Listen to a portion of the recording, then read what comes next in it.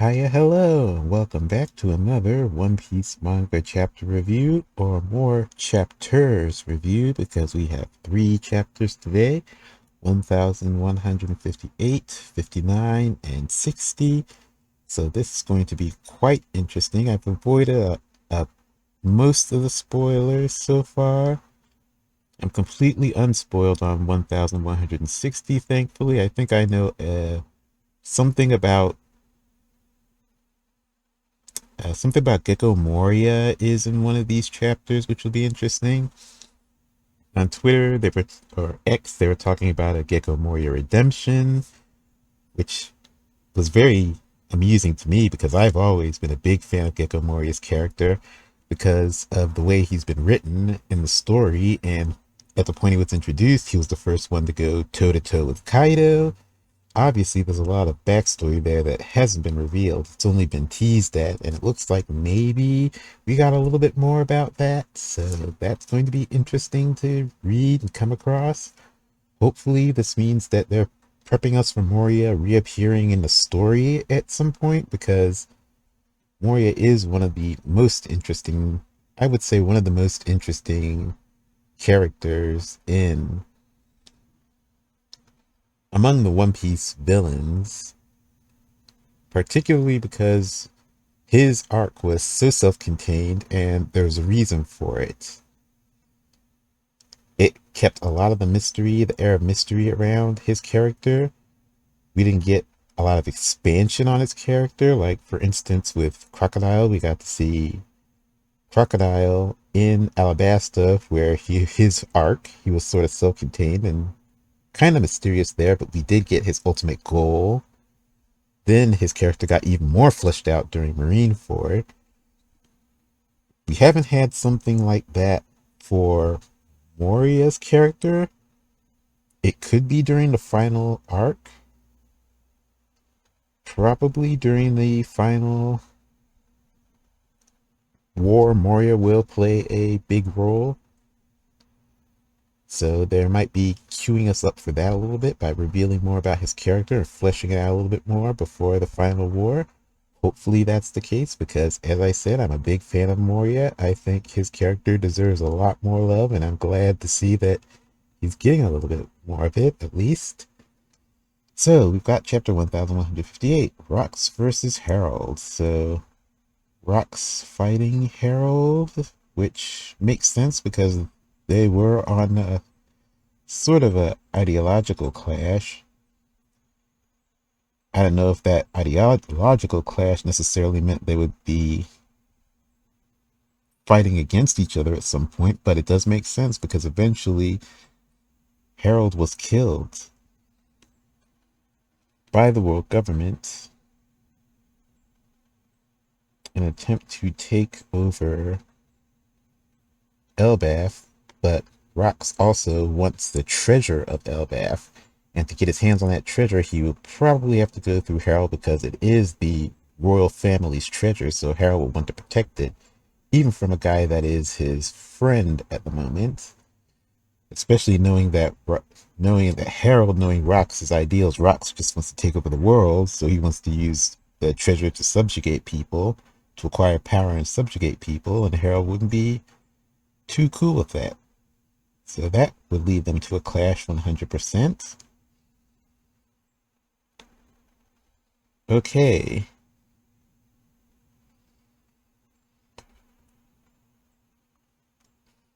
Rox versus Harold, and Onichild Yamato and a Holy and Army Shrine Pilgrimage, Volume 40. Here lies the Pirate of Justice. Here lies the Pirate of Justice. And we have Kiku Yamato, and I forget her name, the mob boss with the butterfly wing hairstyle. They're at the grave of a Kozuki Moria, the Pirate of Justice. Is this the Gecko Moria thing? Kozuki Moria. So remember the Kozuki clan.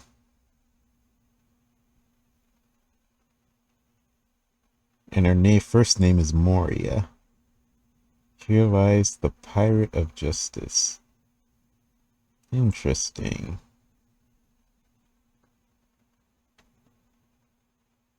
So is this implying that there was a pirate from the Kazuki clan that died,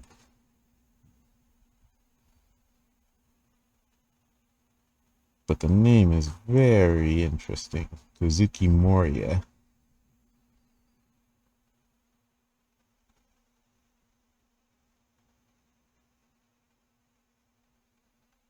Kazuki, Pirate of Justice, fought against Kaido, a member of the Kazuki clan, fought against a pirate, a member of the Kazuki clan, died. When did this person die? How did they die?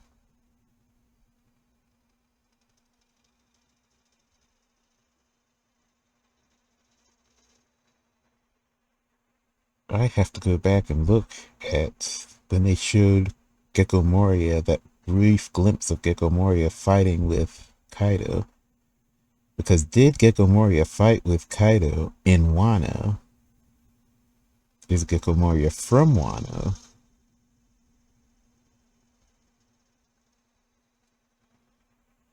If Gecko Moria is from the Kazuki clan and from Wano, naturally he would fight with Kaido. Because Kaido is taking over and destroying his country. But also, as a pirate that was seeking the One Piece at one point, Gecko Moria would have been bound to clash with Kaido at a point eventually anyway. But when it comes to the Yonko, pirates that usually target a specific Yonko usually have a personal reason for it. It's usually not just because they want the resources or the power that particular Yonko controls. Usually there's some personal beef they have with that particular Yonko. And it even goes down to warlords. Like we had Law, he targeted Doflamingo because he had a past with Doflamingo. He purposely wanted to go after Doflamingo. He also wanted to go after Kaido, but I suppose it wasn't really personal for Law to target Kaido. Luffy only targeted Kaido because he knew he was going after all 40 Yonko eventually anyway, so might as well start with this one because it served the Alliance. But it eventually became more and more personal as Luffy went through that journey. Kid targeted Shanks. That's a personal beef, especially after the first encounter where Kid lost his arm.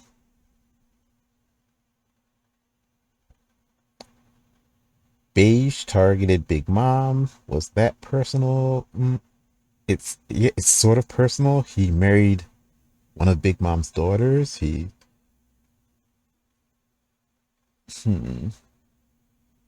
But yeah, there's usually something there. So, following that logic, Moria attacking Kaido because of a personal beef, because of Kaido taking over Wano, makes a lot of sense, story-wise.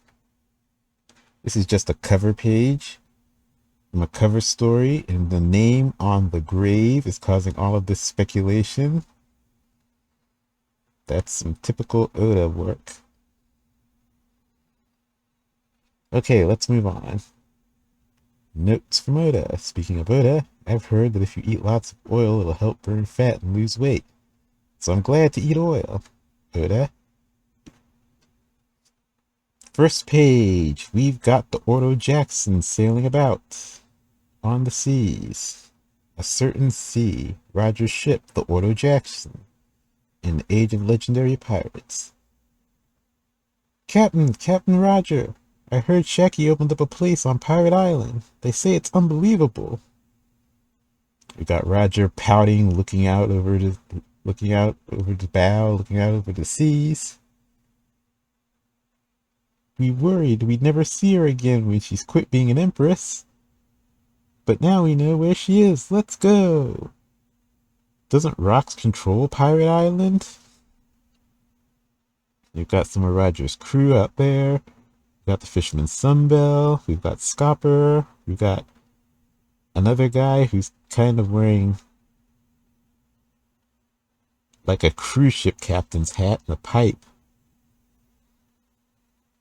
Interesting. I don't think we've seen that particular member of Roger's crew before. He might be one of the newer members. Okay, we've got Scopper talking to Rayleigh. Say, Rayleigh, is it just me? Has Roger been in a bad mood ever since you two spoke in his quarters? Says Rayleigh. What did you discuss? Nothing. Now we get a flashback to their conversation. I wasn't going to say anything to the crew, but I figured I should talk to you one-on-one, Roger. Was this during our last fight with the Kuju pirates, just before she quit?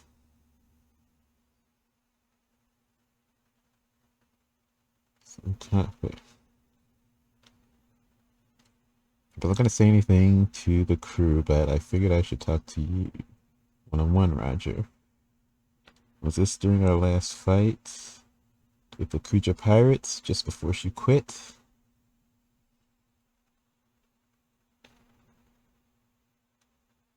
Shakuyaku did seem off back then, like she was sick or something. I was worried she stepped down because of her health. But you're telling me she gave you this during the battle? Yeah, I was speechless. This can only be described as a love letter. And we get to see the letter. It says, "Come and make me yours." And it's signed Shakuyaku. And you're not interested? Says Roger. I'd be lying if I said that. I just don't want to be tied down. Well, I do, says Roger. So, we get what seems to be a lot of confirmation here. So, Shakuyaku fell in love with Rayleigh, got the love sickness.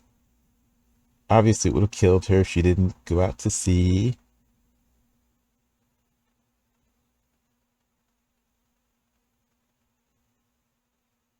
So she quit being a pirate empress. Gloriosa got love sickness for Roger, so she also quit being a pirate empress and went out to sea. Gloriosa ended up on Rox's crew, and Gloriosa left first. Shakuyaku left after Gloriosa, ended up opening up Shaki's Shakedown Bar on Pirate Island.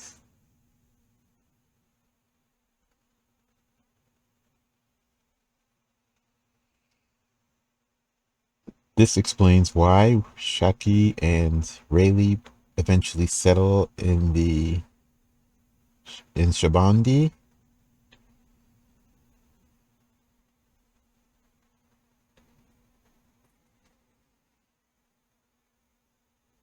Okay, so finishing up this little flashback. The letter. Roger yelling at Rayleigh for not being interested because Roger wants to be tied down. Come on, man. I ain't giving up. Huh? You're energetic all of a sudden, Roger. So now Roger's snapped out of it and he's not pouting anymore. And he's yelling out to the crew he's not giving up. You've got Rayleigh smiling in the background. Pirates live to plunder, and we don't stop till the prize is claimed. Ain't that right, fellas? Is he still talking about Shaki? Yeah.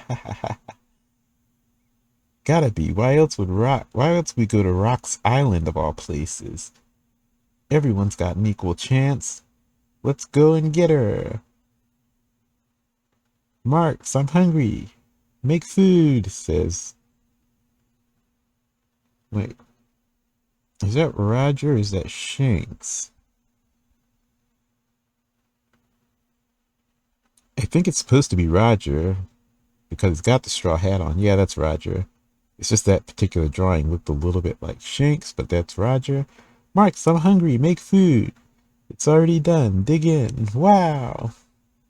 Sometime later, 40 years ago, the holy land of Merjois. You're impatient, Garling. The previous competition just ended. I'm aware, but while we're completing another assignment, we briefly stopped at that island. It's a non-affiliated state, but it has a unique culture. We tried offering them membership in the world government, but they declined. God's Knight, Figureland family, Saint Garling, future elder. So we've got young Garling again. He's speaking to the 5 elder stars. Got his info box again in case people forgot. This is Saint Garling, the future elder that replaces Saturn. But they declined. While their abundant resources would certainly prove valuable for us, we just made an outrageous discovery. It was a completely unexpected find, and the Great One will surely be pleased with it. In 2 years' time, I strongly urge you to hold the next hunt at God Valley. Wait a second. So Saint Garling. Wait a second. Saint Garling suggested the next human hunt be held at God Valley. This was the human hunt that was the event.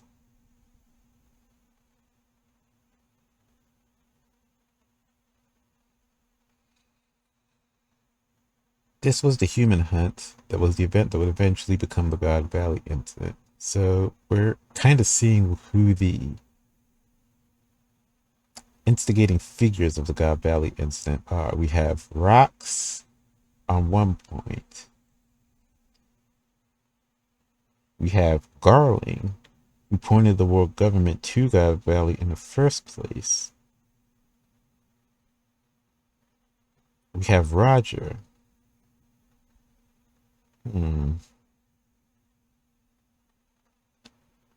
But this is really interesting because several things that he says. He confirms there was a nation, a state on God Valley, and we haven't seen anything about a state so far in the story about about a state, a nation existing in God Valley. So this confirms there was a nation, there were people living on God Valley, there was a civilization there. Garling extended them membership in the world government, and they declined. They had abundant resources, and Garling made an outrageous discovery. Completely unexpected find.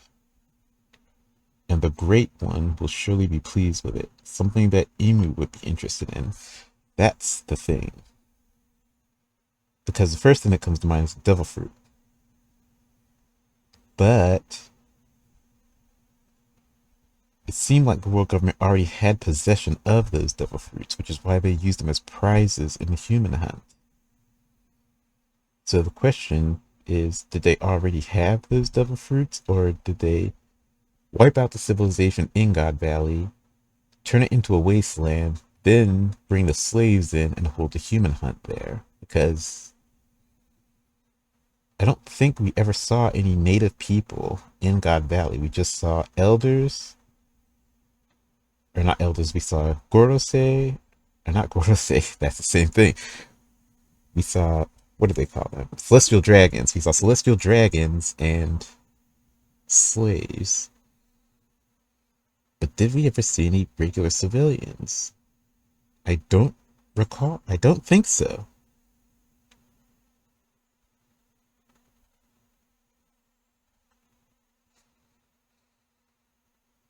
So that brings up the question of what happened to God Valley.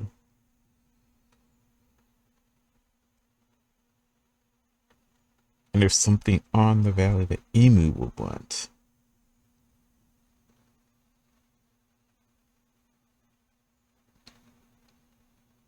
Something that Emu would want.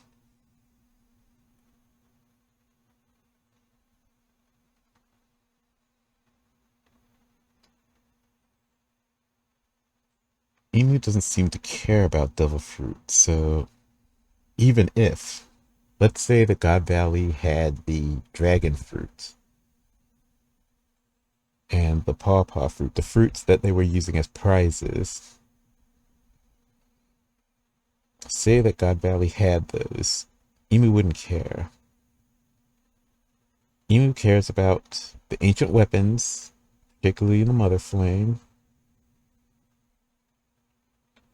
So, could a piece, could the piece of the Mother Flame been at God Valley? Hmm. No.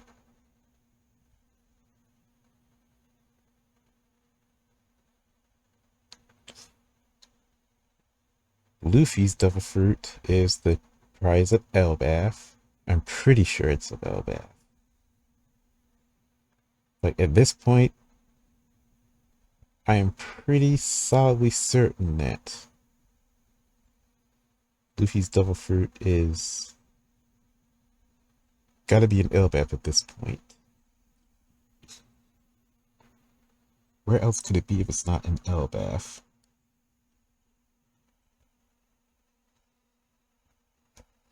Poneglyph?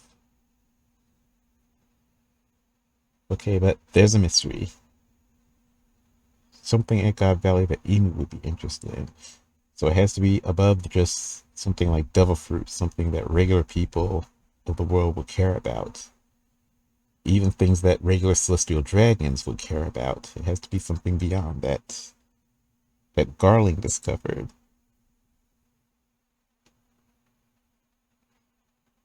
Hmm. Okay, next page.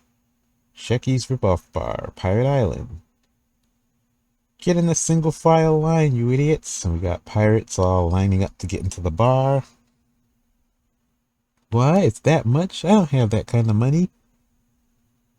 Come to the back. You can work it off with 2 years of unpaid labor. Huh? I came all the way from the North Blue. I hear you serve some great whiskey. And that Shaky makes mean stew. Got all pirates with heart in their eyes. Talking to Shaky, she's pouring drinks. A cute compliment like that makes me smile. But I'm not gonna personally cook for people like you. What? She's just how I dreamed. I'm so happy. Shaky-san, my special bean stew is ready, but we're out of whiskey. Use the cheap rum instead. Anyway, here's your top quality whiskey. 3 cheers for our host's poor service. What happened, Rox? I'm kind of sad that Satisfied Grin isn't for me anymore. But what happened, Rox? I'm kind of sad that Satisfied Grin isn't for me anymore. We got Rox smiling. Mama. See, a woman's intuition is a scary thing, huh? Says Big Mom. Shut up, it's none of your business. What's going on? Says Whitebeard. Dummy. We've got Bucking yelling at Whitebeard for not noticing her, I guess. We've got Bucking thinking it has to be a woman. The guy's grinning like he's expecting a kid. Shecky, I've come for you, is Roger and his crew. Shecky-chan, it's me. It's the Roger Pirates. Get a pick, get a pick. Oh, Roger. Roger, how many times do I gotta tell you this is my island? Didn't you hear? Fighting at Shaggy's is forbidden, so stuff it, you porcupine. So we've got Roger and Rox yelling at each other, pressing their foreheads together. Isn't there a huge line out there? How'd you get in here? Did you wait in it?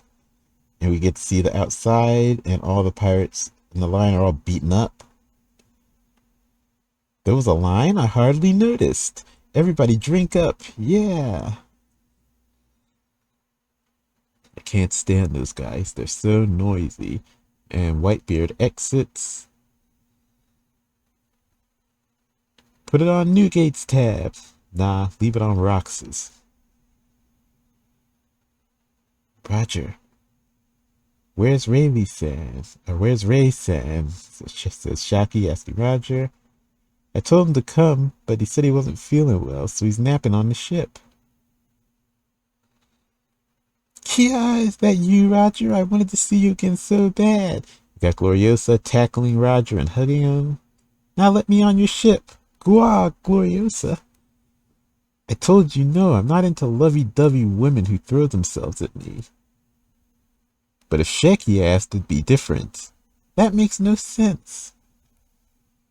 I'll pass, says Shaki, turning away, disappointed that Rayleigh's not there. Yo, isn't Newgate still here? I want to drink with him, says Roger. He left, ma. Damn it, Rayleigh, why didn't you come? Now they're singing Pink Sake.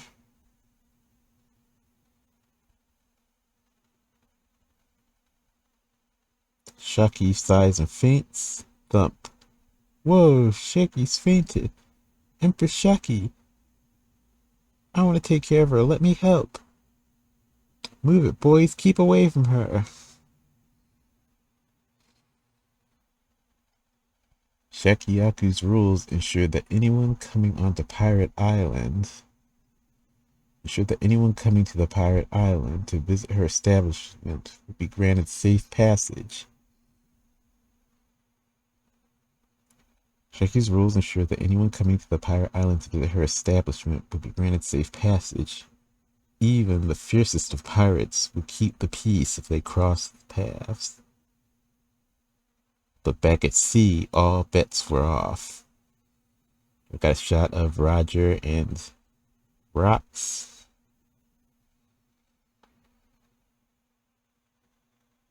The Realm of the Dead, Elbath. Got some Conquerors hockey going on. Oof. Wow. And we got young Loki clinging to a tree. The tree breaks. It's Harold fighting.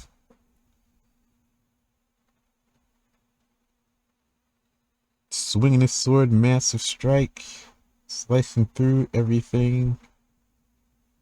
Huge chunks of land and giant trees all being smashed.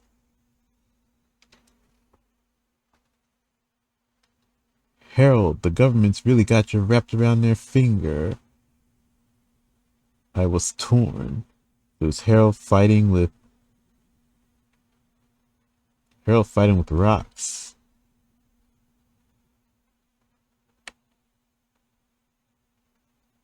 Yep, Harold swings his sword and it clashes with Rox's sword, and Conqueror's hockey pours out everywhere. They're both pretty battered and bleeding, so they're pretty evenly matched, it seems.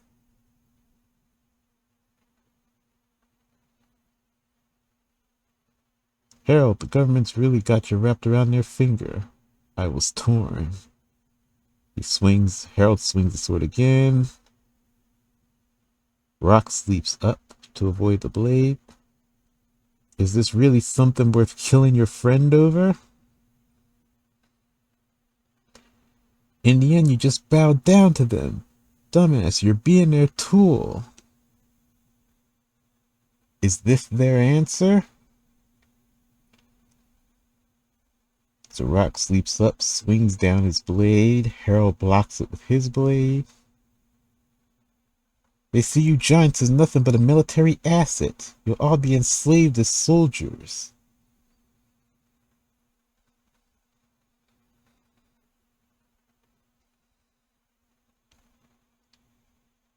What happened to your warrior's pride? Don't you have your own will? Slash. Quit talking like you know everything. Our warriors created a history of violence. Elbaf is shackled by it, held back from achieving true peace.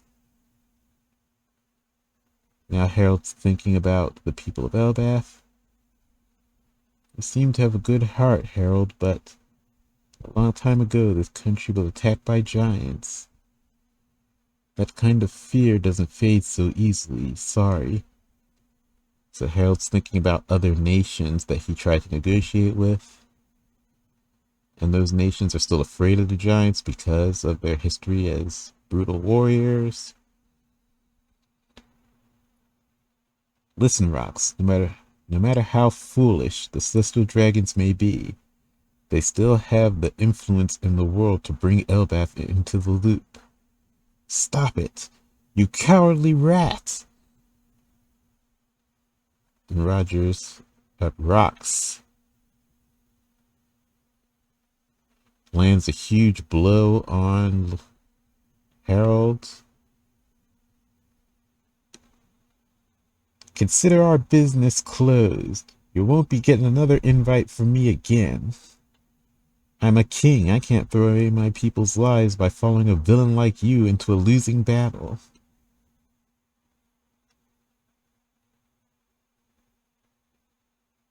And we're zoomed out again, showing more Conqueror's Haki pouring out of the realm of the dead. And the narrator box. There was no true conclusion, but this unorthodox friendship had come to an end. The two would not meet again for some time. Not until the day of a certain incident. And now I think we've moved forward into the future a little bit. We've got young Loki reading a newspaper, sitting on the coast. More news about Rocks. He isn't coming back, Loki. Shut up, you lying hag. Would you like some juice? Okay. 39 years ago, West Blue. So this is God Valley. West Blue. Wah! Wah! Two twin boys. God Valley. They're so cute. And they've got your red hair. They're so cute and they've got your red hair.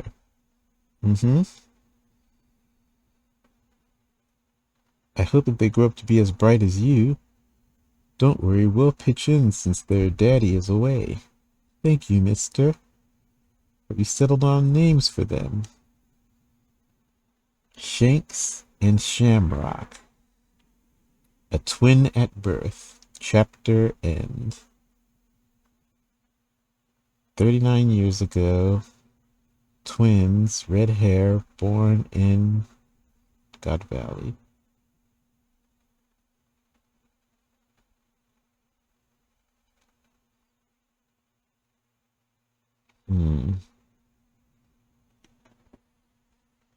The end of the chapter here is confirming some things. We're at God Valley here. 39 years ago, West Blue, so this is before the human hunt took place and the God Valley incident happened. And now we get to see there is civilization. There are people here. They have Shanks and Shamrock's mother carrying them in a stroller, but we only see her from behind. The people speaking confirm that Shanks' mother also has red hair. They're so cute and they've got your red hair. So Shanks' mother has red hair. It seems she's a regular person because the people around all seem to know her. So Shanks's mother was a citizen of God Valley. Shanks and Hussey. Twins. Names. So when Garling visited, he visited 2 years ago was when he first visited. 2 years ago he visited God Valley. So did he keep visiting God Valley? Did he visit God Valley again at one point where he conceived Shanks and Shamrock? Maybe he kept visiting the island to keep tabs on it when the God Valley incident took place. Did he know? Well, he must have known. He must have known about Shanks and Shamrock because he eventually takes at least Shamrock and raises Shamrock. Shanks, it's unknown if he did. If he knew there were twins, or maybe he didn't. Or maybe he knew there were twins and thought that Shanks was killed and Shamrock was the only survivor during the God Valley incident. There's a lot of questions here, but as if there was any need for confirmation.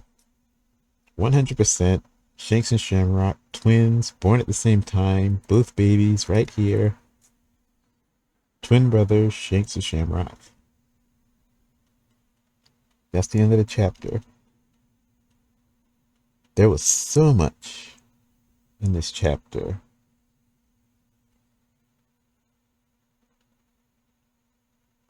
All of this.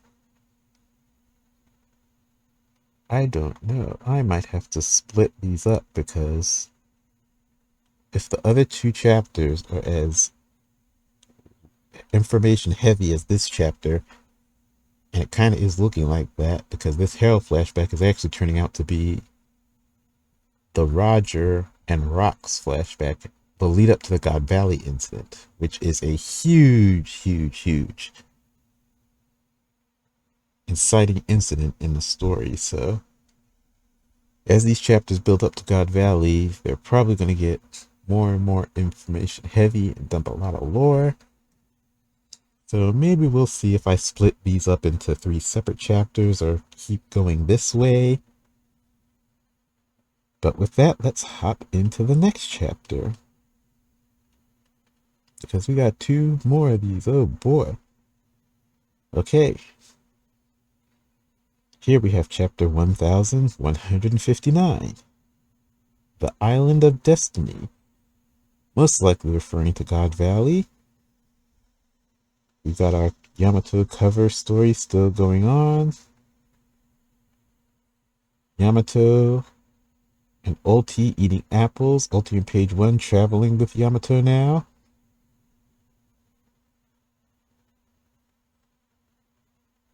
And they're gathering apples. I guess they're in Ringo because they're gathering and eating apples. Well, yeah, they're in Ringo. It's snowing. We've been in Ringo for a little bit. Onichad Yamato on the Holy Nari Shrine Pilgrimage, Volume 41. The group heads back to the flower capital, chowing down on some apples. One Piece Day is shaping up to be an excellent event. Enjoy the family atmosphere, okay? Ichiro Oda. Okay, starting off, we're back on Hachinosu again. 39 years ago, Hachinosu, Pirate Island. All hell is broken loose. So we've got a zoomed out shot of the island. There's a big storm going on, rain and wind blowing everywhere. Huh? Did you look everywhere? Don Marlin and the others were killed. They were on guard duty last night. The Don couldn't protect her? It can't be. Who the hell did this? So, okay, a bunch of Rox's crew were killed here. Don Marlin, dead. So if he is Beige's father, Beige already has to be born because Don Marlin's dead now. And that does make sense because I believe Bage is like in his 40s somewhere, maybe 50s. So yeah, he could already be alive here, and if this is his father, and his father's been killed by someone. The Dawn couldn't protect her, so who were they protecting? Shaki?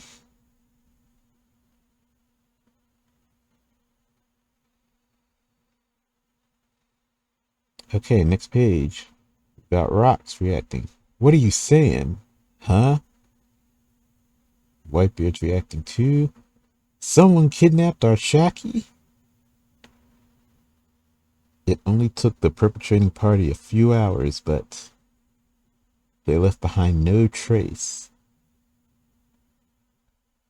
And we've got everyone crying.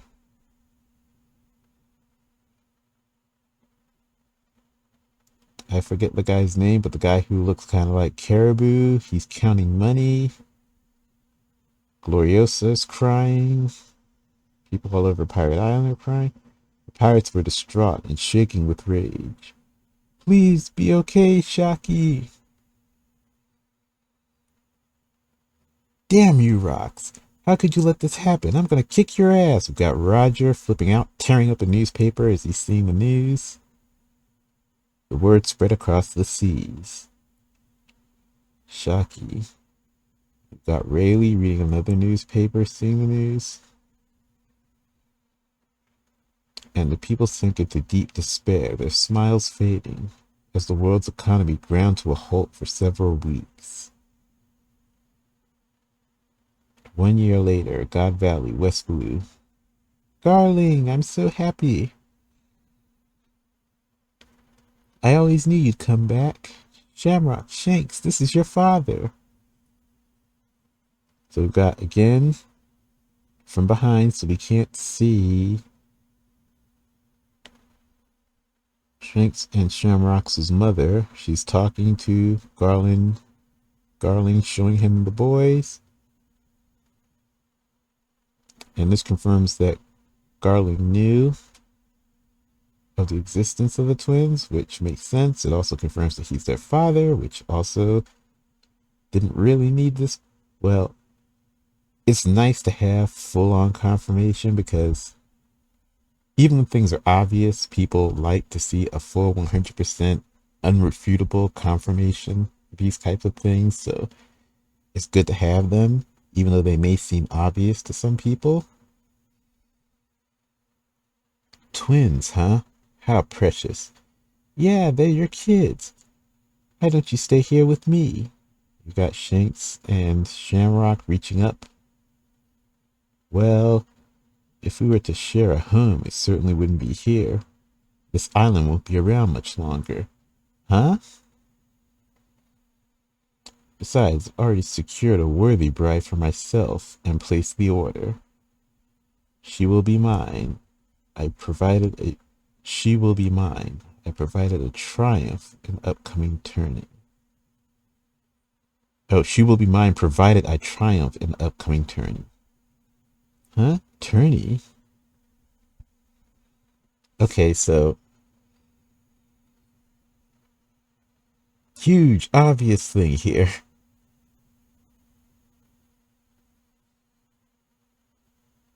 Garling had Cyberpole kidnap Shaki, or he kidnapped Shaki with the other gods and knights. Either way, world government kidnapped Shaki. Shaki is the prize of this human hunt. The winner of this human hunt is going to get Shaki as their bride.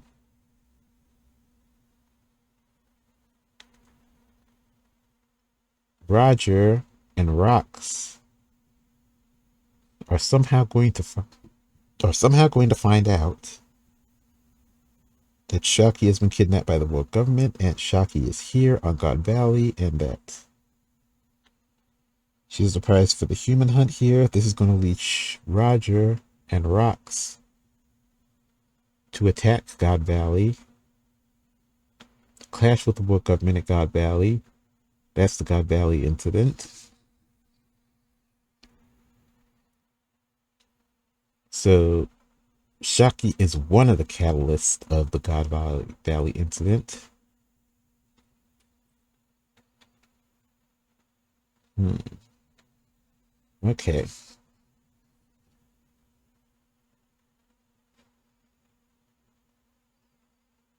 Also, this confirms that yes, there were civilians on God Valley as the God Valley incident was happening.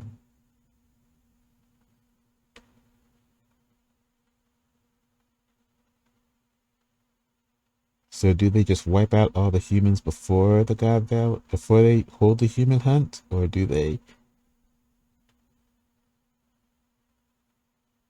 how do they prepare the island? This island won't be around much longer.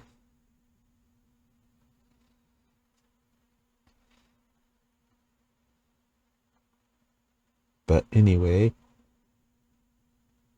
whoa, okay. I just scrolled down a little and saw the next panel, and that's huge. So before we get to that, we see off the coast of the God Valley, we've got world government ships sailing in. So is it a buster call? These don't look like, I don't know. Anyway, we have world government ships sailing in as Garling is explaining, he secured a worthy bride and placed the order. She will be mine provided I triumph in the upcoming tourney.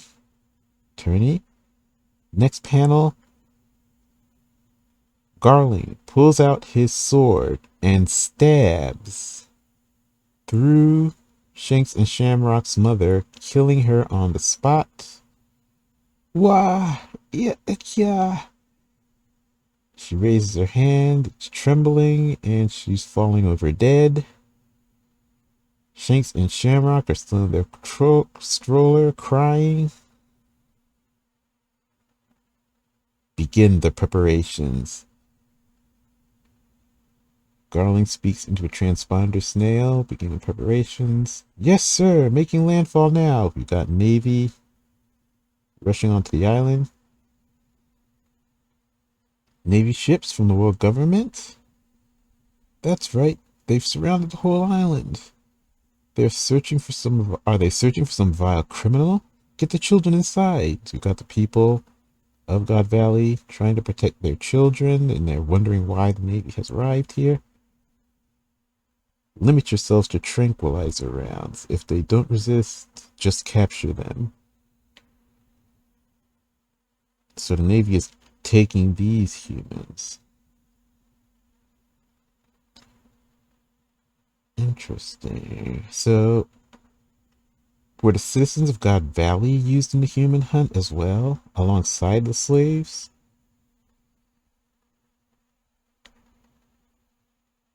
I guess that makes sense. They killed anyone that resisted, but anyone they captured them and used them as part of the human hunt.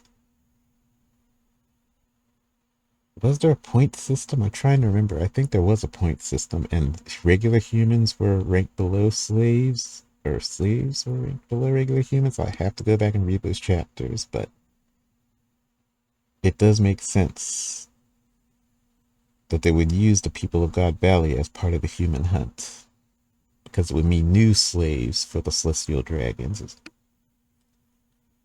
Okay. Lieutenant Commander, what exactly is the goal of this operation? It's a training exercise. Now zip it. You're 10 years too early to be questioning orders, cadet. But, squad leader, what the hell is up with this upstart? Or what's the deal with this upstart? My apologies, he's still in training. And the upstart cadet is the cadet that's questioning all of this is Dragon, a young dragon. Because he has dragon's hairdo, he has dragon's eyes. Excuse me, what's going on? A civilian is asking what's going on and gets shot. Bam. Do not resist. Keep still. What? Run, they're capturing everyone. But why? These are just ordinary civilians. We've got dragons still yelling in resistance. Don't question it. There's no room for personal doubts when following military orders. Just focus on completing the mission. Huh? Got not Shanks, Dragon trying to follow orders, raising his gun, pointing at people. He's breathing heavily. Huff, huff. It's okay. They're tranquilizer rounds. Shouldn't kill anyone. Sorry, if you let me detain you, I won't shoot. Marine, Monkey D. Dragon, future Supreme Commander of the Revolutionary Army, father of Luffy. Yep, that's Dragon. And he has a tattoo around his arm. His upper arm, his bicep.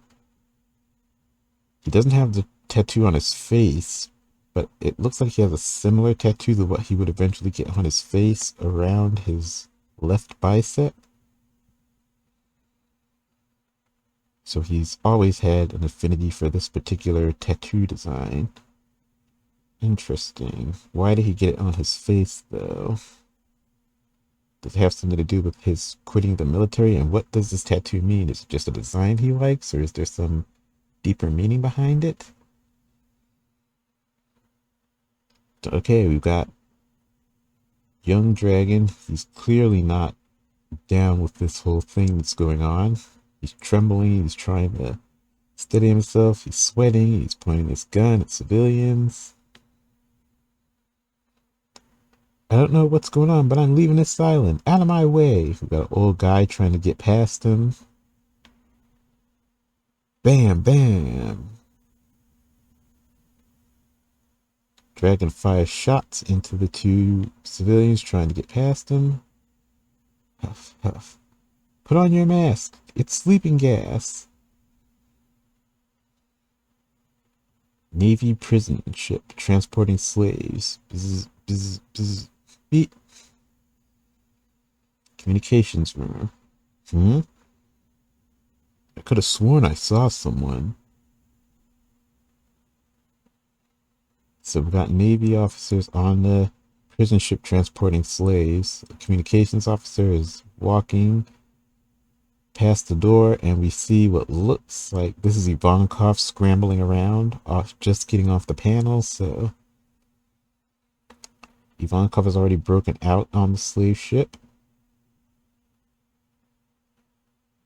Big bro! Ginny, you're safe. What a relief. I did it. Now it's up to the informant to relay it. Don't be so loud, you two. Don't do anything rash. You'll get us punished too. Punished? You moron! Do you want to die with no knowledge of where they are taking us? You need to try if you want to be saved. Miracles are not so easy to come by. Big bro! We've got Ivankov yelling at these slaves. Ginny holding him back. The slaves are getting rowdy. Yeah! So they are still slaves with spirit. We've got young Kuma thinking this. So they're still slaves with spirit. Cyberpol Intelligence Bureau. You have more absurd intel? What is it this time? Don't be coy. You guys must have caught wind of that transmission too. Let's skip to the part where you pay me off. You'd rather keep this story quiet, right? Now we've got young Morgans. Morgans, president of the World Economic Journal. Quahaha, just try and stop me. Fools, I'm gonna leak news to the pirate island either way. He's thinking to himself as he's talking to the little government, Cyberpol. He's just some kid running a local paper with a fancy name. How does he keep getting this? How did he keep getting intel like this? Don't push your luck. You'll be erased, say the Cyberpol agents talking to Morgans. Now we're at Hachinosu. There's hearts raising over the island, and the skull has heart eyes. It's Shaki! She's still alive? Is this for real? I'm so relieved. Where did you say she is? God Valley, where's that? This smells fishy. Can we trust this source? Says the caribou looking guy. There's no doubt about it. The Navy's in turmoil. She's gonna be prized in a Celestial Dragon tournament? Those damn government bastards were the ones who kidnapped her.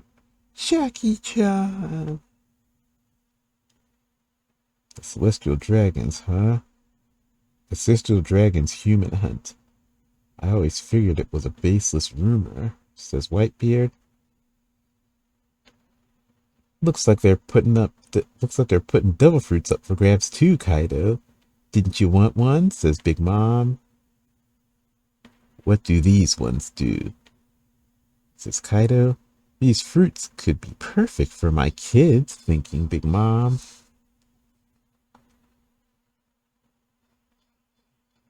What if this is some sort of trap? Says Strusen. Shut up, says Rox. If you've got cold feet, you can just stay behind on the island. Let's move. God Valley awaits, says Rox. And they're going. The Roger Pirates, now we're at Oro Jackson out at sea. Gibbon, where's God Valley? It's pretty far, but we should make it in time. Y'all are with me, right, fellas? Of course we are, says all the crew. Even Rayleigh is reacting, yelling out, of course, he's with them. Rox is already on the move. We can't let him get ahead. It was an unlikely turn of events, but this small leak led to the mobilization of all the toughest men on the seas. Now we've got Garp. It seems Roger's heading there too. Leave with that next time. I'm on my way. So that's that panel is a flashback to when Garp heard that Roger was heading to God Valley. It's a giant ship. Who cares? Sink it. Wait. What is it, Rox? We can't stop now.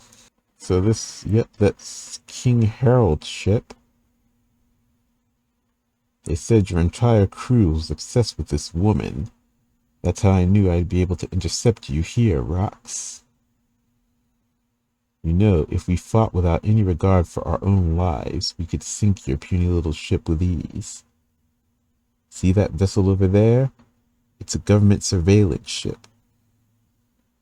Then Rox looks over and notices it. So, you're still trying to curry favor by playing the government's lapdog. You may be king of the overgrown brutes, but you're still underestimating us. Are you really content to let the government sit back and watch as we tear each other apart? You're nothing but a giant lunatic clinging to your deluded vision of progress. Why don't we talk it out, just the two of us? In the next panel, we have them pouring a cup of sake. You must have an idea where we're going and what we're doing. Listen, this is for your ears only. I ain't gonna tell anyone else, not even my own crew. Now we've got the giant army. Your Majesty, why talk to him? Bastard, we don't have time to take it easy. I bet even now my Shaki's calling for help, says Shiki. So the Rox pirates are upset that Rox is wasting time. The giant army is upset that Harold seems to be wasting time talking to Rox. I've got a hidden name. Huh? It's Davy D. Zebek. It's Davy D. Zebek. I've got a hidden name. It's Davy D. Zebek. Okay, this is really interesting. Oh, wow. So this is mirroring the panel where This is mirroring the panel where Roger revealed his hidden name to Whitebeard. This is Rox revealing his hidden name to Harold. And it's in the very same manner. They're sharing a cup of sake. They're enemies that have been fighting with each other. They fought each other to stand still in the past. Okay, this is a deep parallel going on here. And then we've got this whole name reveal. His name is Davy D. Zebek. So in this case, the Davy is hidden. Why would Davy be the hidden?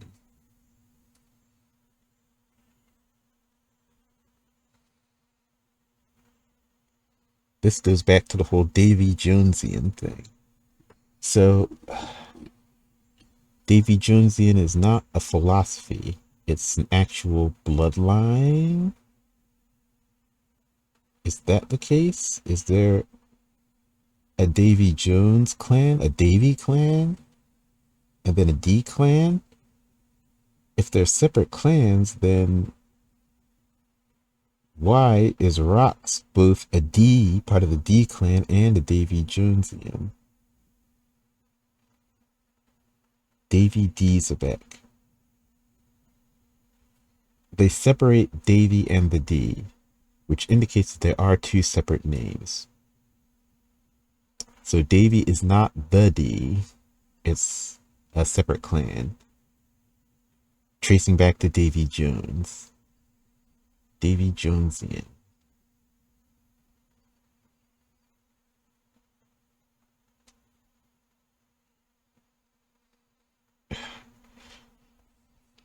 So this could be the difference, because throughout the story we've talked about the will of D and what it means and why there are some that carry the blood, the will of D, the D clan, that seem to be bad, seem to be following a villainous path in their freedom, and then there are others that seem to be following a good path. And there's often a question of, well, what causes this divide? Why are there some Ds that are evil and some Ds that are good? If there has been an intermingling of this Davy clan with the D clan, maybe it's the Davy Jonesians that are also part of the D clan are the ones that always lean toward the Blackbeard side of things. And then the regular D clan are the ones that lean toward the Luffy side of things. That's a possible explanation for the split. But that's only if it depends on the bloodline, which I don't know if that's necessarily going to end up being the case, because if there's one thing that One Piece is not about, it's not about predetermined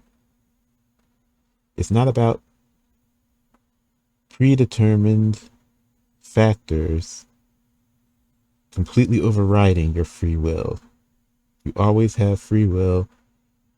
You can always choose to do something completely different than what your blood, what your fate, what the world says about you, all of that stuff. Your free will, you can cast it all aside and do what you want, is the ultimate meaning of One Piece storytelling. So I don't know if it would be so cut and dry that Davy clan are just having the Davy blood is enough to make you a bad guy by default. So that's one explanation. The other explanation is maybe the D is Davy. And this is another kind of misdirection mix-up where somewhere along the line someone accidentally or purposely labeled Davy as D, so it ended up being a separate name. So Davy and D are the same. I don't know if that would be acceptable mean, thinking about it myself, for myself, it wouldn't bother me that much because we don't really have anything for the D other than theories, but I don't think,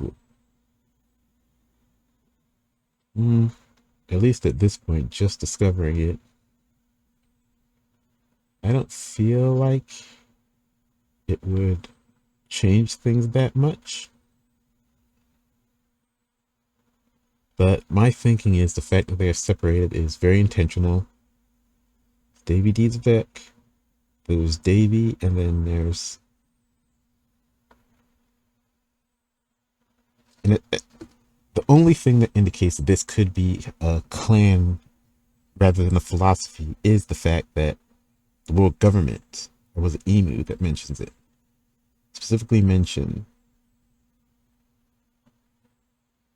rocks as a Davy Jonesian. That's a category, and a category can only be for a couple of things when you're talking about a person. It's either a philosophy, a social order, a sect, a group classification, or it's a blood classification, a family classification, like the Will of D. So, or the D clan.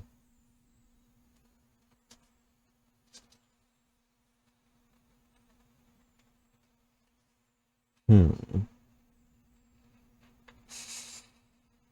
And then Davy is a given name, so D is still his family name. It's Davy, D is the family name, Davy is his given name. Or wait, yeah, Monkey, D, Dragon. Dragon is his given name. D is the family name. But there's also the monkey, so Monkey D. Monkey D Garp, Monkey D,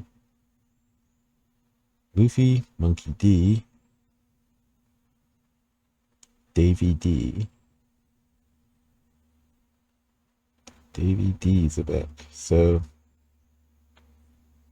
Zebek is his given name, and then Davy D. So it's not just the D, it's members of the D clan.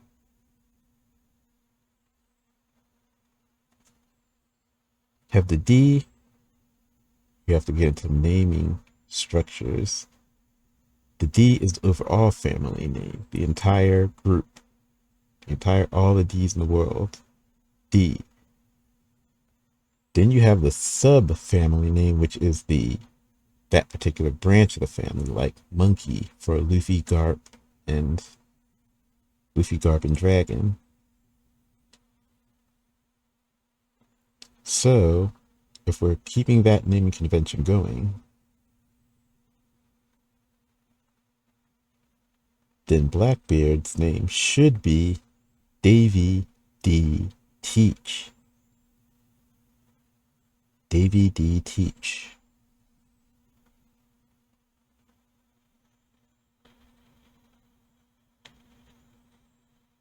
And Marshall is like rocks. It's a name that obscures and hides his hidden name.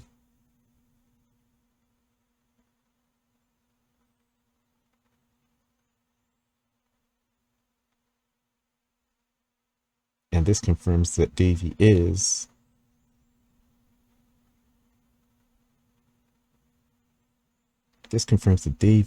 a family name. It's the second part of the family name.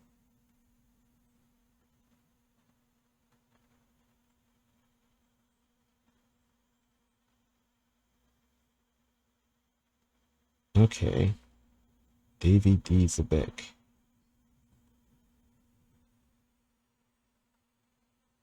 Okay.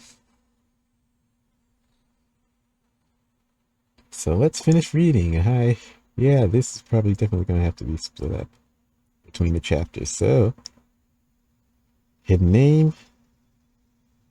Got a hidden name. It's Davy D. Zebek. You're not really called Rocks? I reckon the world government has been trying to erase this specific name for a long time. It's tied to the lineage of the legendary pirate, Davy D. Jones. Okay, okay.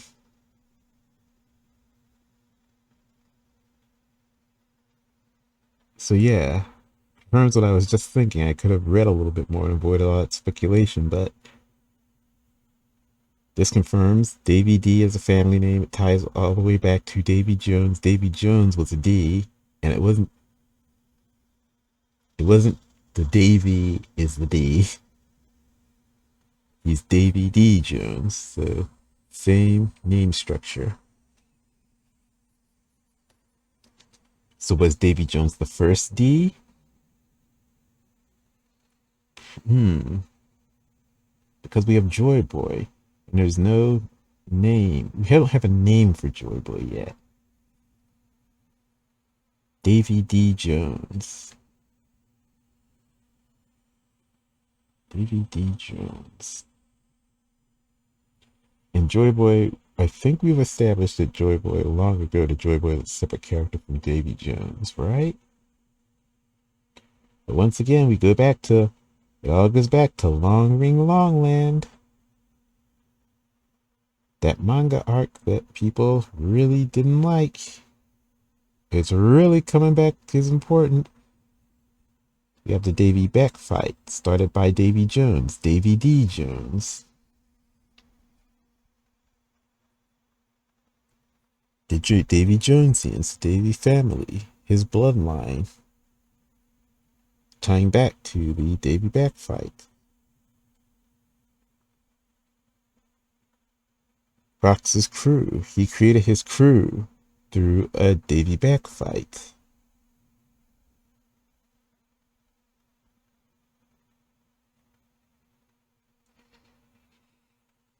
It's tied to the lineage of the legendary pirate Davy D. Jones. The name still commands some influence in the underworld, even now, but it's barely scraping by. I ain't sure if the timing was good or bad, but 2 years ago I had a kid.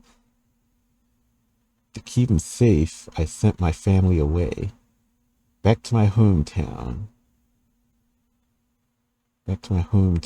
Told him to count on the Davy clan.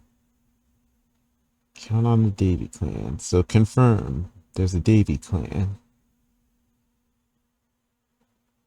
I ain't sure if the timing was good or bad, but 2 years ago I had a kid. To keep him totally safe, I sent my family away, back to my hometown. Sent my family away, told him to back to my hometown. So wherever Blackbeard grew up is the hometown of Rocks.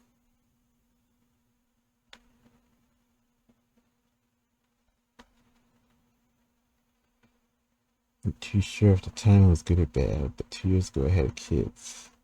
Keeping safe, totally safe, I sent my family away, back to my hometown, told them to count on the Davy clan.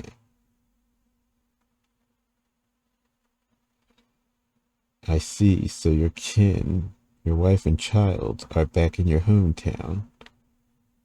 But why are you revealing your weak spot to me? My hometown is God Valley.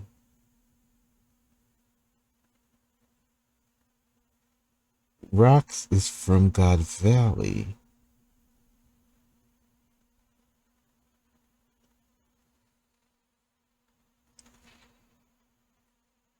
So wait a minute. So the Shocky thing is a cover for Rocks. Rocks is going to God Valley to protect his hometown. His family could still be in God Valley at this moment.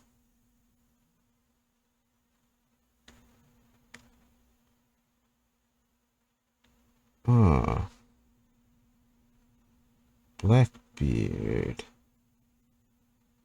So Blackbeard didn't grow up in God Valley because God Valley was destroyed, which makes sense. Blackbeard's family would have been wiped out in the human hunt. So wait. Was it confirmed that Rox died at God Valley, or he was defeated at God Valley? He suffered a defeat at God Valley, is the story that the world government tells. But is that where he died? The crew disbanded after that. So maybe it's where he died? Okay, if Rox died protecting Blackbeard and making sure that Blackbeard escaped from God Valley, he didn't end up a slave of the world government. He wasn't killed, A. He didn't end up a slave, B. He escaped God Valley. And that was his ultimate goal. So he could die there knowing as long as he got his son out of there.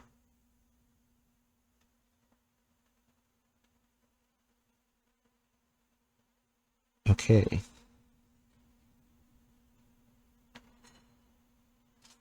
That's a lot. Maybe Rox came to God Valley knowing he would die. And that's part of what made him tell Harold this. Are you saying the government staged this just to lure you in? Nah, the celestial dragons are gathering there, right? They wouldn't want me crashing their party. They just made a mistake. Still, it feels like destiny is pulling me in, dragging me back. Taking Shaky was their biggest blunder. As long as I get my wife and kid to safety, I'll be at peace with whatever happens next.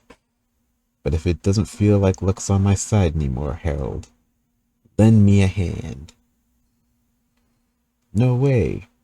No way I'm gonna sink. No way. I'm gonna sink you right here, right now. Is that so? Bring it on. Don't interfere, huh?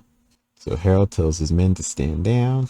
It's hard to believe, but every 3 years, you cowardly rat, the Celestial Dragons choose an unaffiliated nation rich in resources and turn it into a hunting ground where they slaughter all the natives for sport.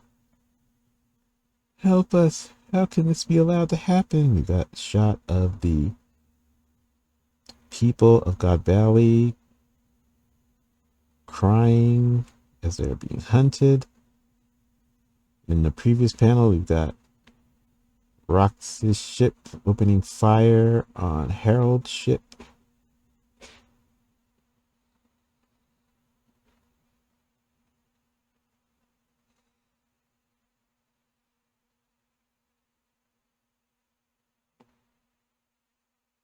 We now present the grand prize of this tournament, beyond all the rare devil fruits up for grabs. In one of the calm belts of the Grand Line lies the Isle of Women. Behold their former empress, the most beautiful woman in the world. Her name is Shakiyaku. Whoa! The winner can decide whether to take her as a wife or a slave. Whoa, she's gorgeous. I want her. Since her capture, she's been kept spotless and pristine in every way. She's the very definition of a priceless treasure. What an amazing prize, Summers. You better warn her for the Shepherd family.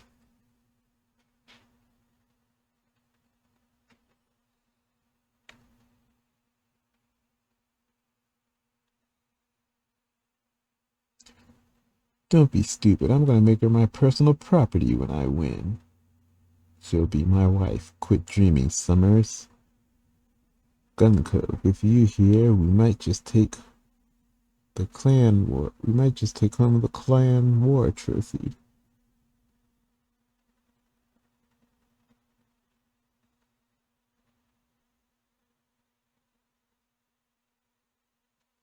Please help. My kids. You have to get them off the island. Don't let him take them.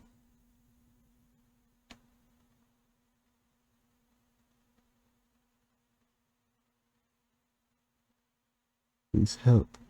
My kids. You have to get them off the island. Don't let him take them. So we've got Dragon. He's entered a room and there's a dying woman.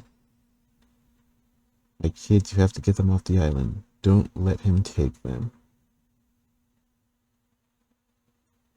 Come here, Teach. It'll be alright. And we have a baby Blackbeard, a young Blackbeard. Come here, Teach. It'll be alright. You have to survive. And they've already been handcuffed, so they're prisoners. They're citizens of God Valley, taken prisoner. And she says, my kids, plural, 2. But we only see Teach. If we go back to Rocks, he says, I had a kid. 2 years ago, I had a kid, 1 kid. We go to this panel with Blackbeard's mother. She says, kids, with an S, 2 kids, plural. But we only see Blackbeard. Come here, Teach. It'll be all right. Mother reaching out and picking up Blackbeard to hand him over to Dragon. Where did Dragon take Blackbeard? Where did Dragon take Blackbeard? Who raised Blackbeard?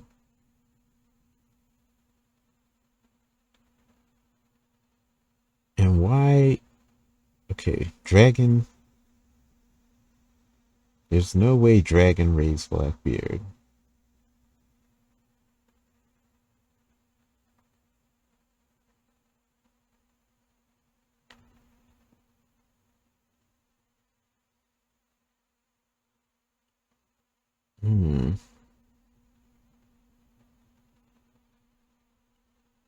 It seems like what likely happened is Dragon took Blackbeard somewhere and just left him off and never saw him again, never checked up on him again, never even thought about him. It might be a case where if Blackbeard and Dragon were to meet, Blackbeard would probably remember Dragon, and Dragon probably wouldn't remember Blackbeard at all.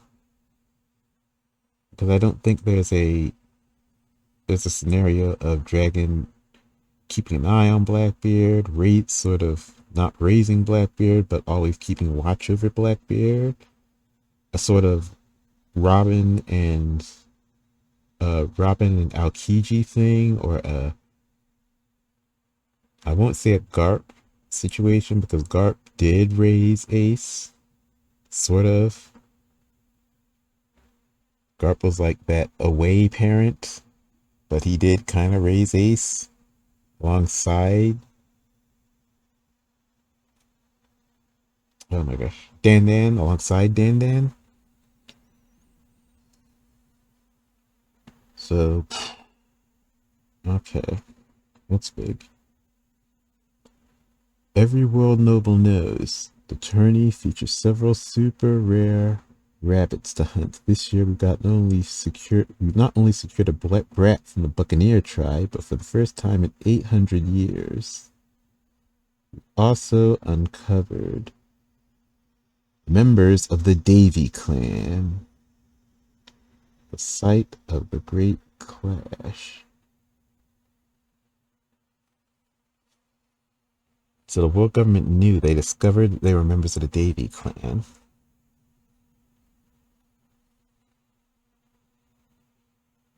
And members of the Davy clan are another rare prize for the world government in terms of human hunting. Now, is there anything significant racially or genetically about the Davy clan? Because we know the Buccaneers are half giants. The Davy clan, as we understand it, are just regular people, regular, typical humans of the One Piece world. The only significance them being their name and their lineage to Davy Jones would be what makes them rare and valuable. But end of the chapter, the Davy back fight. Or not Davy back fight, excuse me, the God Valley incident.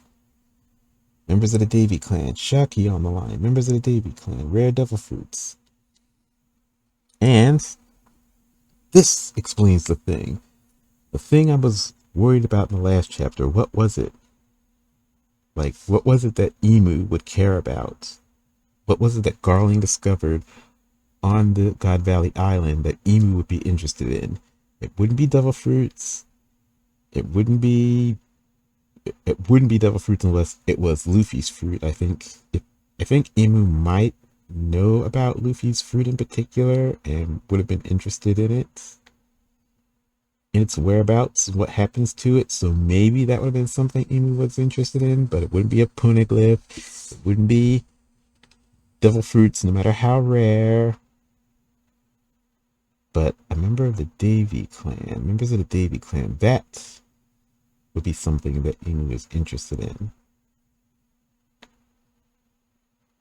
Because the lineage of the Davy clan traces back to the Void Century. So Emu would have probably known Davy Jones. Now, if the Davy clan is Joy Boy, if Joy Boy was Davy Jones or related to Davy Jones, that would be a big issue for Emu.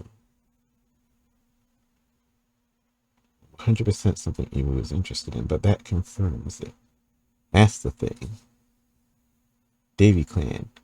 Emu would want the Davy clan wiped out for the same reason he would want the rest of the D clan wiped out.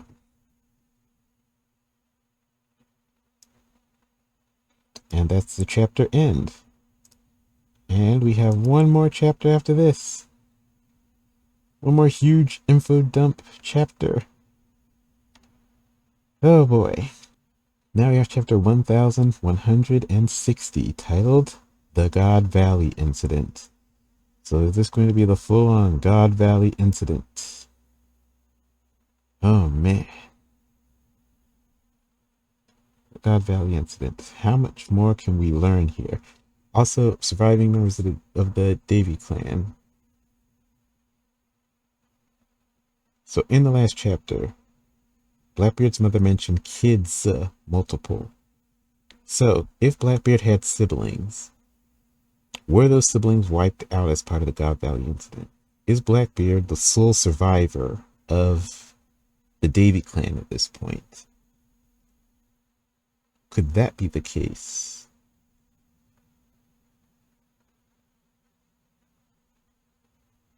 Because the rest of the D clan is pretty widespread.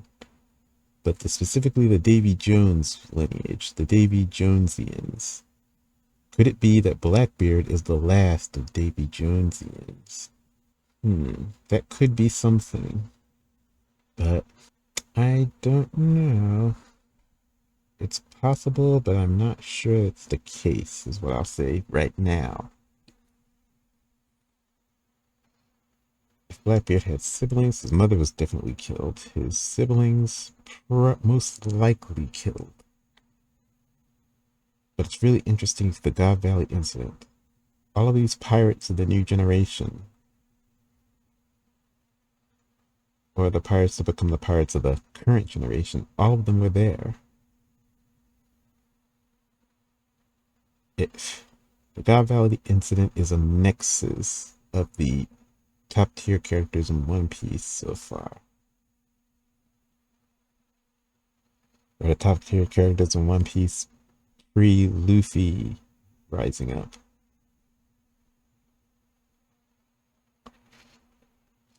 Okay. Child Yamato and the Holy Land Shrine Pilgrimage, Volume 42. We're looking the Flower Capital at the hall enshrining Odin and his comrades. Back to the Flower Capital? Does this mean the cover story is coming to an end soon, possibly? Notes from Oda, I'm obsessed with Yamagata's Odoroki peaches. Nothing beats slicing one open and feasting on a juicy half, skin and all. That does sound good. Behold, the Davy clan, that loathsome lineage. I, they've been hated since their time. They've been hated since their time. They've been hated since their ancestors' time. No one would even try to show them any love. Sever their bloodline. Got celestial dragons all throwing things at the Davy clan. Are they buccaneers too? It's too dangerous to allow them to live. Wait, don't throw things at them yet. Exterminate them. This day will go down in history. The prey of the human hunt.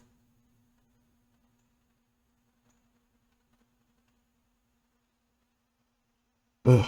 And the people are the Davy clan that's getting hit by these weapons. Quit throwing knives. You'll be penalized if they die prematurely. Ha ha ha. Sever their bloodline. So we've got young Blackbeard. So, wait a second. What's going on here?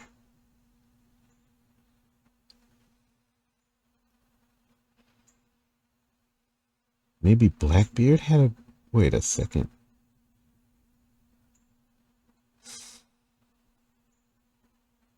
Okay. My mind is running wild with speculation here, but I'm trying to make sense of what I'm seeing in the panels. Just make sense of that first. We've got celestial dragons throwing stuff at the Davy Jones, the Buccaneer, or the Davy clan. We've got a woman shackled, holding a child shackled. The child looks like young Teach, the young Teach we saw in the last chapter. The child is seeing everything that's going on, seeing the celestial dragons as scary demons, silhouette shadows. So this child is clearly being traumatized by this. That is, looks like it's Blackbeard. Young Blackbeard, which we saw in the last chapter. If that is the case, then this is after that scene with Dragon, and Dragon didn't do anything, but I don't think that's the case.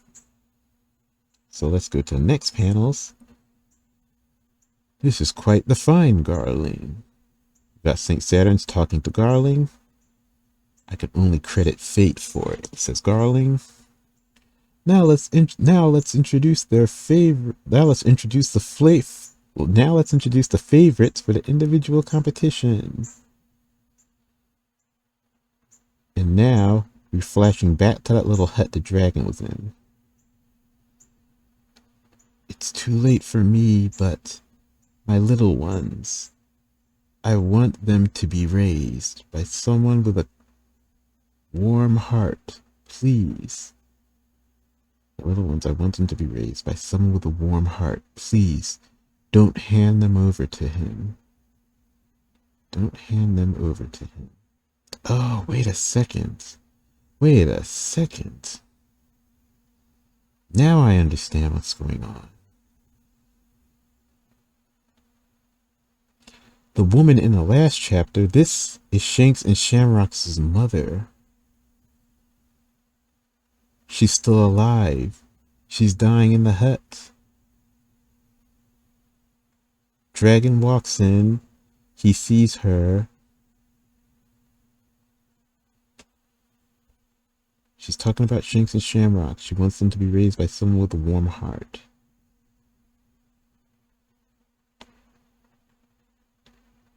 So she implores Dragon to rescue her kids.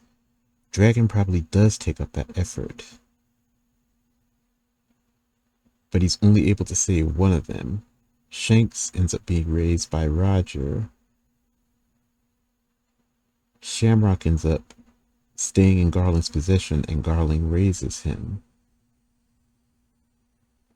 I almost want to go back to the last chapter to see what happened, because I think I confused two separate panels. I may as well go back and look. Because when the dragon first walks into the house, he sees a woman bleeding out.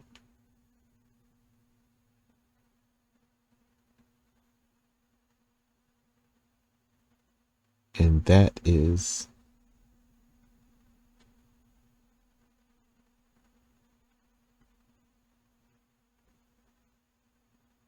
okay. Yeah, it is two separate panels, and I got them confused, but it's because they're right next to each other, and there's no transition between them, so it was a little bit confusing, but it makes sense now. In one scene, we have Dragon coming in and finding Shanks and Shamrock's mother. The other scene is taking place in a completely different area. It's a cage. It's where the Celestial Dragons are holding their prizes for the human hunt. And this figure, we don't see the face, it's just a pair of shackled arms reaching out to Teach. This is Teach's mother, picking up child Teach in her arms so she can hold him before they drag them out onto the stage to be shown off as the prize. Okay, now that we've got that all in order, this is Teach himself. Teach on the stage. Teach is being held by his mother. It's gotta be his mother. Now we know, yes, Teach is the only child of rocks. So Teach being held by his mother.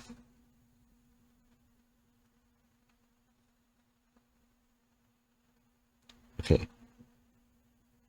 Don't hand him up. Teach being held by his mother, being traumatized by this whole thing.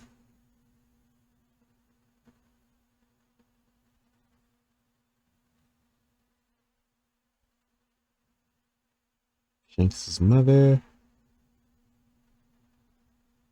I want my little ones to be raised.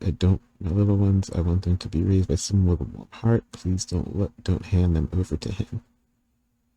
Now she falls over dead for real. You and your children may be strangers to me, but I want to help. If I can't do that much, then I have no business standing here. So Dragon runs off in search of the kids. There are 150 rare rabbits to hunt down, not to mention the 13 super rare ones. Whoa! Each one of those is worth 10,000 points apiece. There's only 1 hour before the hunt begins. Now run, little rabbits. Is this a joke? Are they really going to kill us? Give us a good chase. Ah! Got the citizens of God Valley trying to run away. If we can hold out for 3 weeks, we'll make it. All we can do is run. Find a good hiding spot somewhere. Let the hunt begin. Oh, ho, ho, ho, ho. Where are they? Where are they? Yeah. Please don't cry. Yeah. There you are, you rabbits.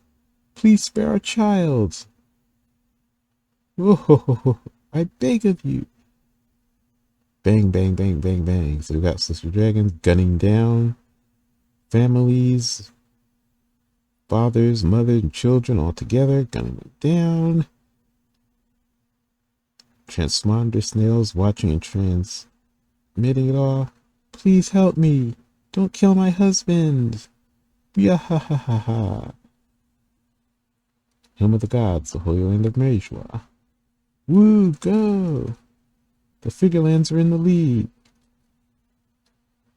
But the Bavayet and Myanmar families hot on their tail.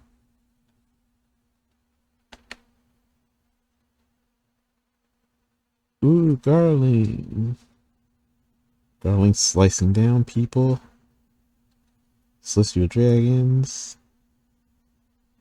Female Celestial Dragons swooning over Garling, hearts in their eyes.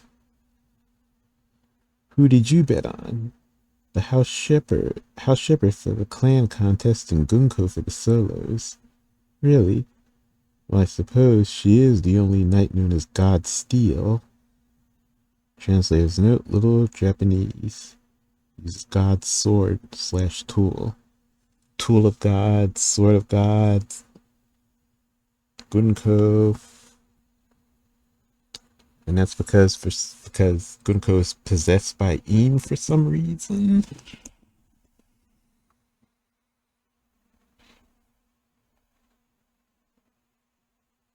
Eek! House Myanmar scores another massive round of bonus points. We've got Gunko using her arrow powers. Arrows stabbing through and killing a bunch of God Valley people. God Steel.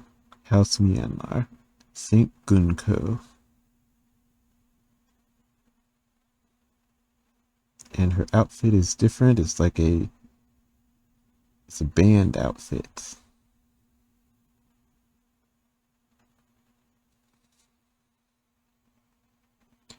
Must be nice to be St. Garling, knowing a beauty like her is going to be his wife soon. Although I guess it's still up in the air. I've got Shaki looking very depressed, hearing these people, these Navy guards around, talking. Wah! You climbed up pretty high. Hop on down. I laid out a nice thorny cushion for you. We've got Saint Summers, using his thorn powers. A child has run up a tree and he's laying down a bed of thorns for them to fall onto. Go away! Stop, that's my kids! Dad! Don't worry, I'll catch you.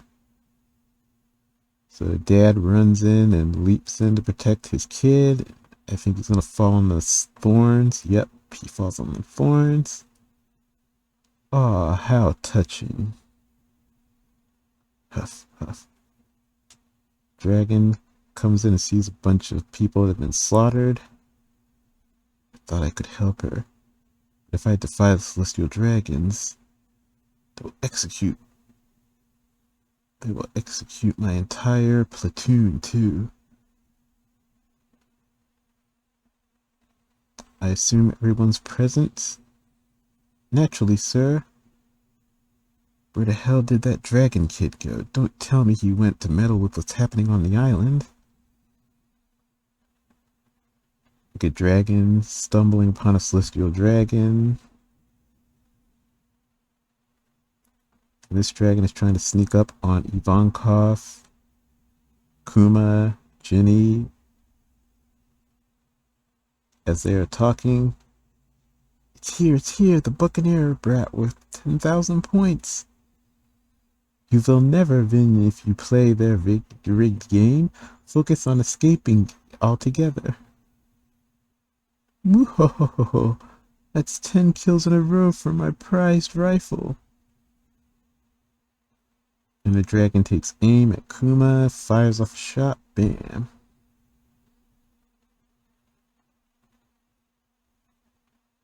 The celestial dragon doesn't get to fire off a shot because Monkey D. Dragon fires off a shot and shoots the celestial dragon. Damn, Now we're flashing to other celestial dragons, still gunning down and hunting people. What? Off the east coast? What was that? It's the Rocks Pirates. There's no time. We're being swarmed by notorious pirates. Got the Rocks Pirates crew. Listen up, fellas. They've got Shaki there along with a bunch of treasure, not to mention devil fruits. Ain't no point in us killing each other over this stuff yet. We gotta work together for now. We'll divvy up the booty once we're back, and there better not be any belly aching. Got it?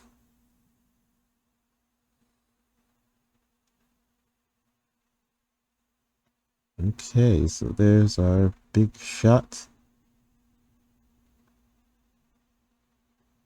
of the Rocks Pirates.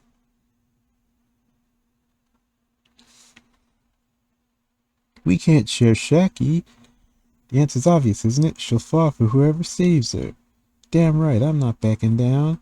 Nah, Shaky's gonna fall for whoever hauls in the most treasure. Suit yourselves, I'm just here to save a friend. That said, if she does fall for me, I wouldn't complain, says Whitebeard. How could you even say that, Newgate? Says Bucking. If I save Shaki, Roger should be grateful, right? Says Gloriosa. Ochoku, don't even leave the island. She'll probably ban him from the bar. Ochoku didn't even leave the island. She'll probably ban him from the bar. Says Streisand.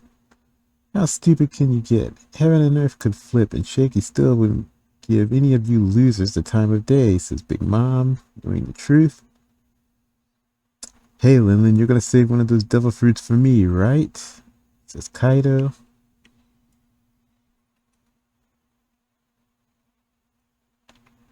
Now we've got them, the Rocks Pirates opening fire on a Navy ships. This is tedious. Ram 'em. We gotta get away. Give up, you lousy Marines. Follow me, crew. And they ram into the ship. Ram into the Navy ships. This is bad. Pirates are here.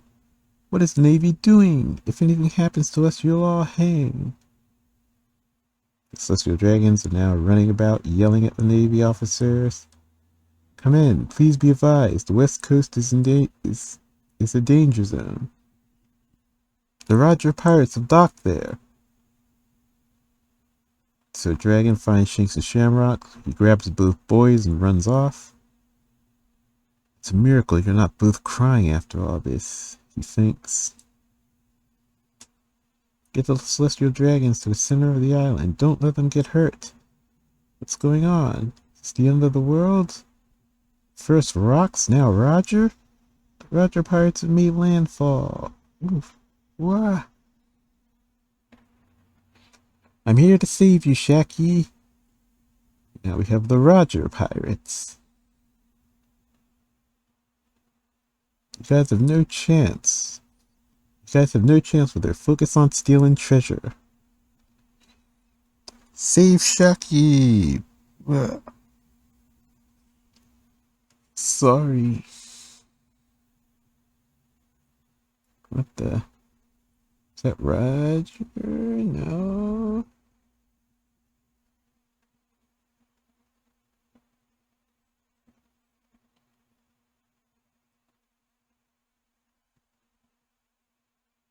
Save Shaki.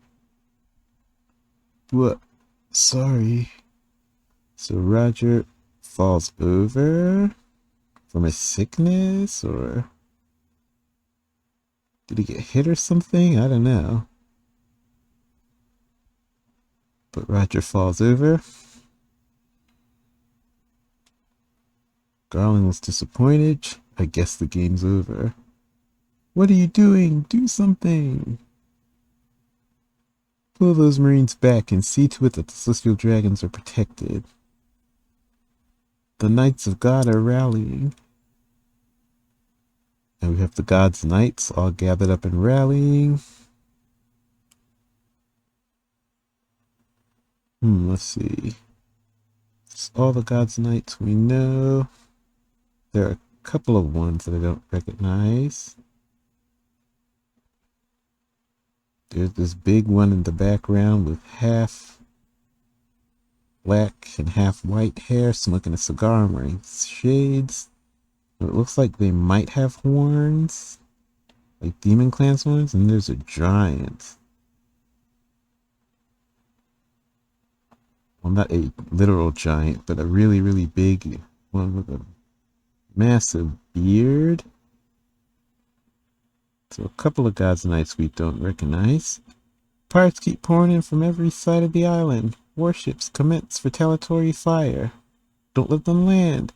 I think we're done for. Pirates keep coming one after the other. You don't even know their objective. We got Whitebeard and Shiki slashing through a bunch of Marines. Hey now, I'm not going to stand by and watch. We got Garp throwing cannonballs while you dice up my troops like vegetables. It's Vice Admiral Garp. I'm here. Reinforcements have arrived. We're saved, say the Marines. Rox and Roger notice that Garp has arrived. The legends have assembled. Chapter end. Break next week. And with that, we are all caught up.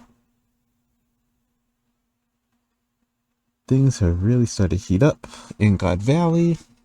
Lots going on. This is obviously going to end with us seeing some things. We're going to see how Blackbeard ended up surviving and escaping. We've got to see that. We're going to see what exactly happened here. How Shanks ended up separated from Shamrocks. Shanks was found in a treasure chest. I still haven't watched the movie that shows all of that, but I know that Shanks was found in a treasure box on the island. So what happened is Dragon probably stowed Shanks in a treasure box knowing that the pirates would pick up Shanks. That A, it would hide Shanks from the Garling and the rest of the Slaves of Dragons. And that B, the pirates would pick up any treasure chest they come across. 100% they would pick up any treasure chest they come across. The pirates would pick it up and take Shanks. But how did he lose Shamrock? And how did Shamrock end up back with Garling? It's the question.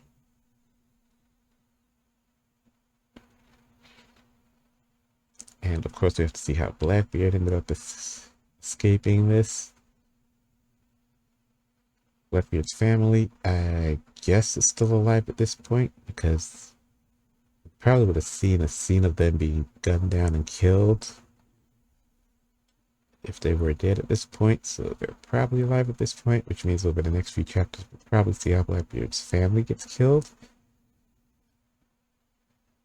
Probably just his mother, confirming that it's just his mother. The Davy Jonesians were just Blackbeard, or just Blackbeard, his mother, and maybe some more distant relatives if they were there.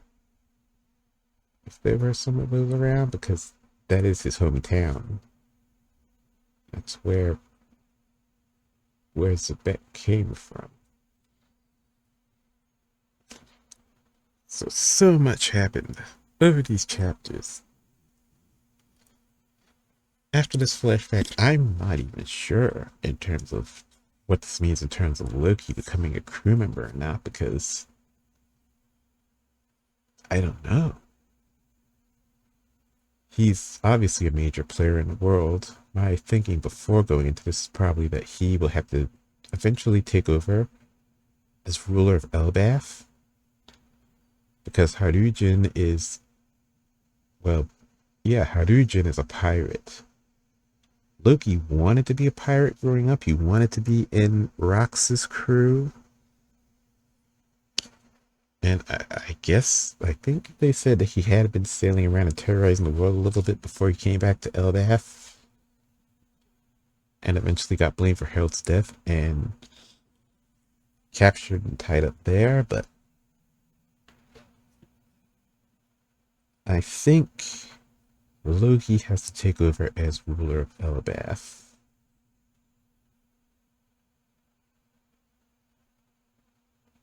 Because who else is going to protect the nation?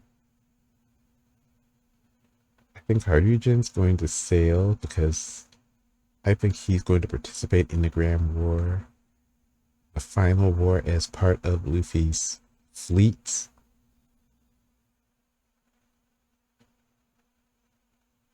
And Loki will probably participate as the king of Elbaf, bringing in the entire Elbaf nation's forces. But I don't know if we've seen that. We'll have to see that shift in Loki's personality. I mean, his character motivations, basically, because he does want to protect the nation, but not at that level yet. Not at the level that his father wanted to protect the nation. Not as a true king. Right now he wants to protect it because it's his homeland.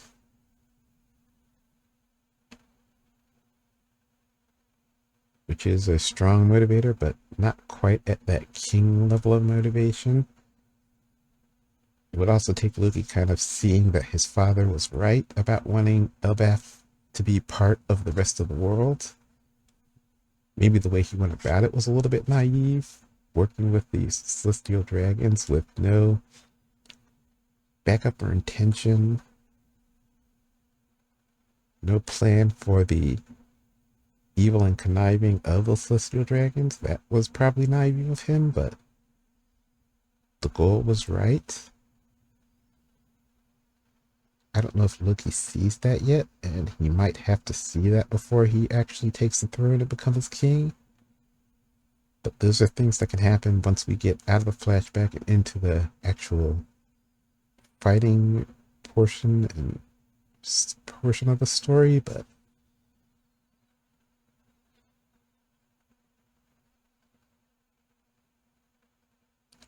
now we truly understand the God Valley incident. There's so much more to it. And that's one of the things that is really great about Oda's writing, is that we understood the God Valley incident at several different layers and levels before we got to this point. First, we understood it only on the superficial level, that it was this big event that happened where all the most powerful people in the world ended up there somehow, and it was this huge battle, it was this clash. It kind of set the stage for the rest of the world, how the rest of the world and the story would unfold from that point onward. We understood it was this big incident.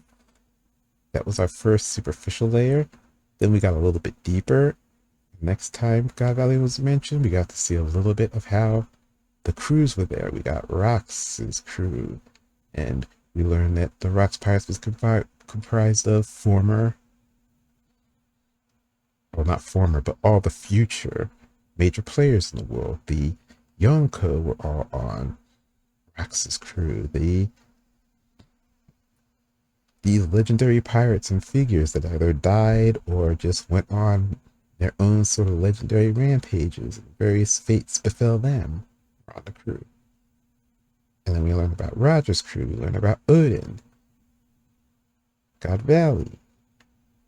Then on another level, we get to see things happening in God Valley. We get to see the origin of Kaido, Kaido's devil fruit, how he got his devil fruit, how Ivankov got a devil fruit, how Kuma got his devil fruit, Kuma's involvement. As part of Kuma's flashback, we got a little bit more of God Valley. Then we got introduction to Garling and stuff. It's just, it builds layer upon layer upon layer. And now we're at the deeper layer. I think this is going to be the deepest layer. I don't think there's any more we could understand about God Valley at this point, because now we know all the precipitating events, all the surrounding aspects. We knew the fake motivations. Now we know the fake motivations. We know the real motivations. We know the disguised motivations they use to justify the real motivations. We know a lot about that now. And now I think at this point we fully understand the God Valley incident from top to bottom. So what's left for in terms of God Valley for this is wrapping up the actual events now that we know other things were happening in the background. And once we wrap that up, we can look at some of the post God Valley stuff. And at that point, I think that this flashback will be ready to end. I think this flashback, now the question is, how does this compare to the Odin flashback? Is this flashback more or less significant than Odin's flashback? I think he still ranked the Odin flashback higher just because of the fact that the Odin flashback was the Roger flashback, basically. The first time we got to see Roger and Whitebeard in action in their primes. Roger and Whitebeard clashing. a lot of interaction and character work for both Whitebeard and Roger. It was a flashback where we got the shortened version, the truncated version of Roger's journeys through the Grand Line. His first journey, his second journey, and his death.